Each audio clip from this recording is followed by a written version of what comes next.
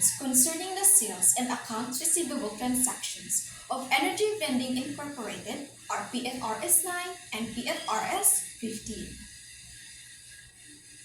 PFRS 9 Financial Instruments establishes the financial reporting principles for financial assets and financial liabilities, particularly reclassification and measurement. Receivables, such as accounts receivable and notes receivable, are financial assets that represent contractual rights to receive cash or other asset from another entity. They are initially recognized at face amount plus directly attributable transaction cost and are subsequently measured at amortized cost, also known as net realizable value. On the other hand, PFRS 15, Revenue from Contracts with Customers, provides the principles in reporting the nature, amount, timing, and uncertainty of revenue and cash flows arising from an entity's contract with customers, for example, the contract of sales.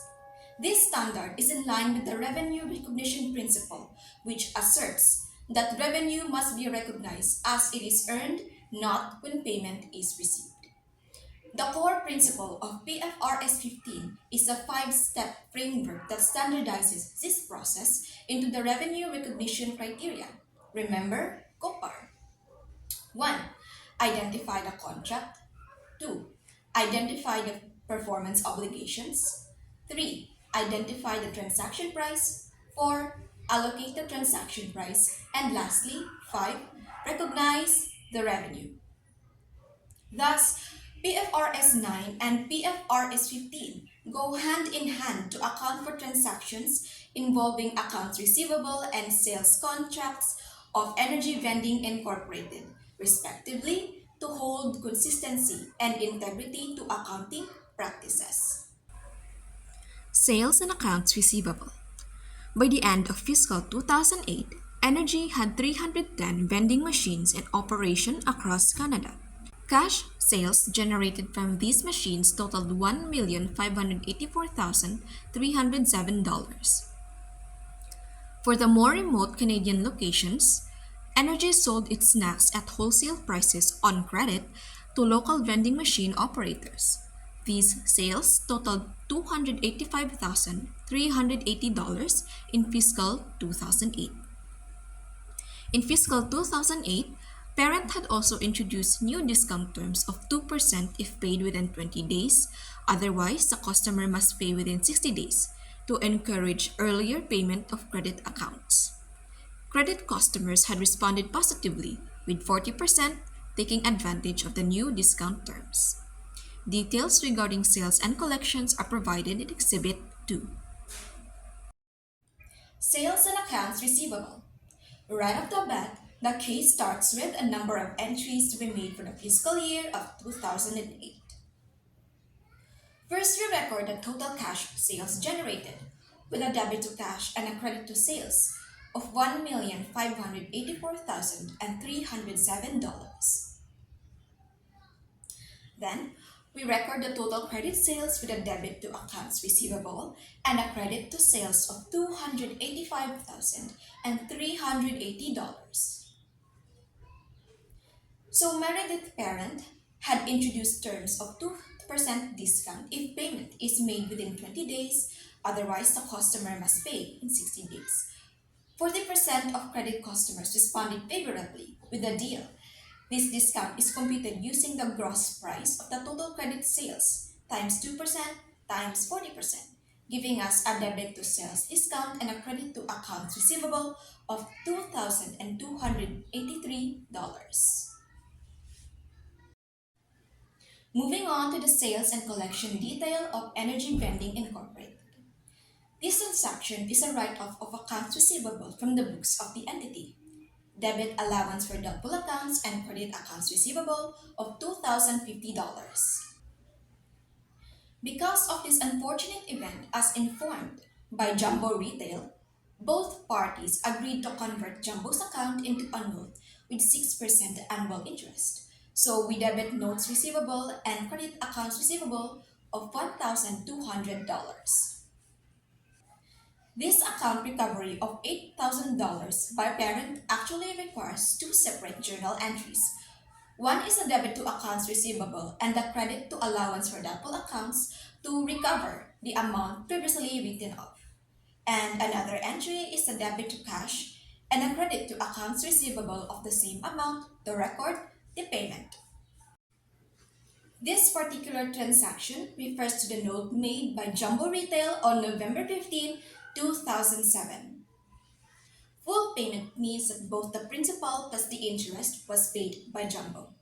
To compute for the interest, that is $1,200 times 6% times 3 over 12, since the passage of time has only been 3 months. Thus, your journal entry should be a debit to cash of $1,218, a credit to notes receivable of $1,200, and a credit to interest income of $18 to balance the entries. In order to record a sales return, simply debit sales return and credit cash of $140. Because of Snap Limited's bankruptcy, the entity will not be able to return the full amount it owed to energy vending. Thus, debit cash of $475, which represents only 20% of what Snap Limited owed, debit allowance for doubtful accounts of $1,900, and credit accounts receivable of $2,375. This is a compound entry of the cash receipt and write-off of the remaining uncollectible amount of Snap Limited. To record this transaction, simply debit notes receivable and credit accounts receivable in the amount of $6,020. To record Rory's return of goods at a discount, debit sales return at a gross amount of $2,143 and credit cash and sales discount of $2,100 and $143 respectively. Journal entry of payment by a customer is simply a debit to cash and a credit to accounts receivable. However, since GG Services has overpaid its account by $1,800, we record this as a liability on our part, since both entities agreed to apply the overpayment of GG Services next purchase, which is yet to happen. So, debit cash and credit unearned revenue. We've reached the end of the transactions as provided by Energy Vending Incorporated. But in order to keep the books updated, it is necessary to adjust for certain entries before closing the books. So on July 31, 2008, an interest receivable on an outstanding notes receivable needs to be recorded due to the passage of time. So the principal amount times 5% times 1 over 12 gives us an interest of $25. Debit interest receivable and credit interest income.